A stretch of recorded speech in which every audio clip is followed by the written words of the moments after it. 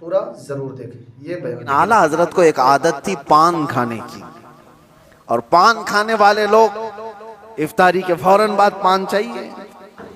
आला हजरत इफ्तारी कर चुके, पान जो रोजाना आता था वो बच्चा पान लाया नहीं, और टाइम गुजरता गया, आपको पान की तलब हुई कि अभी तक आया नहीं, अभी तक आया नहीं। वो तकरीबन घंटा भर के बाद वो बच्चा आया और दौड़ता हुआ आया, कहा बड़े मौलाना साहब पान रह गया।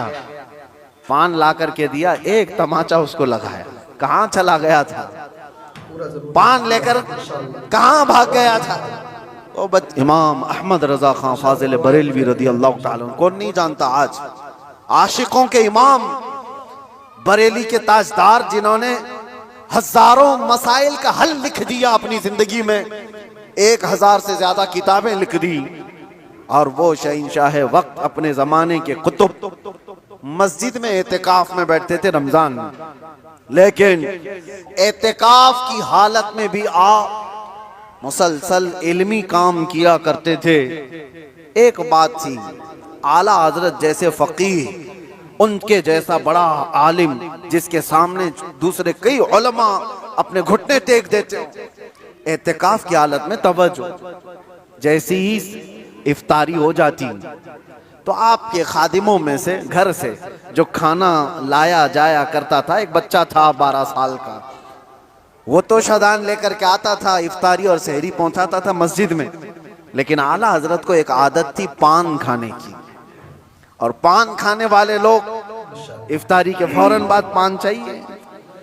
आला हजरत इफ्तारी कर चुके, पान जो रोजाना आता था वो बच्चा पान लाया नहीं, और टाइम गुजरता गया, आपको पान की तलब हुई कि अभी तक आया नहीं, अभी तक आया नहीं। वो तकरीबन घंटा भर के बाद वो बच्चा आया और दौड़ता हुआ आया, कहा बड़े मौलाना साहब पान रह गया। पान ला करके दिया, एक तमाचा उसको लगाया, कहाँ चला गया था, पान लेकर कहाँ भाग गया था।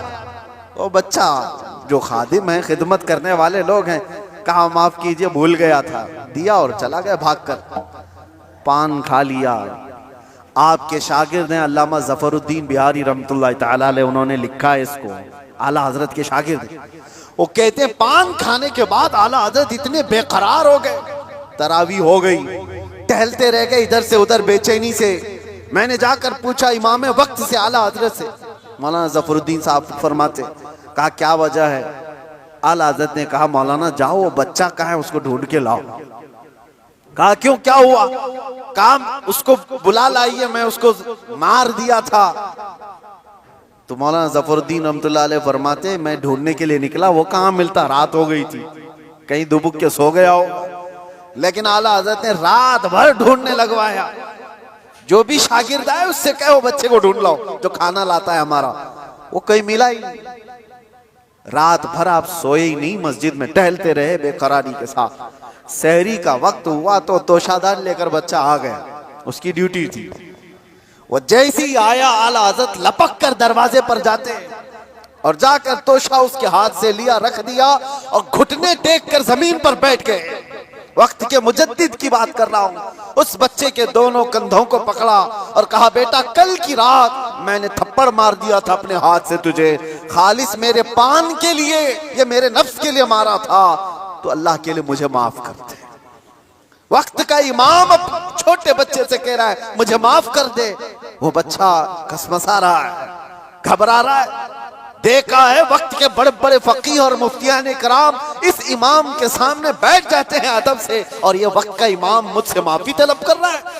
बच्चे ने कहा हुजूर छोड़ दीजिए, मैंने कुछ समझा ही नहीं, मुझे कुछ पता ही नहीं। आला हज़रत ने कहा नहीं ऐसा नहीं होगा, तू कह दे माफ किया। मौलाना जफरुद्दीन फरमाते हैं मैं देखता खड़ा था।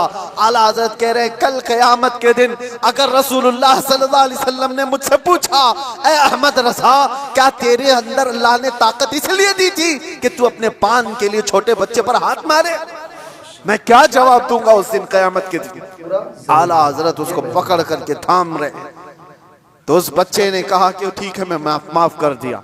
आला हज़रत कहते हैं बच्चों को इख्तियार नहीं है माफ करने का, बच्चों को मसाइल है, वो मालिक नहीं है।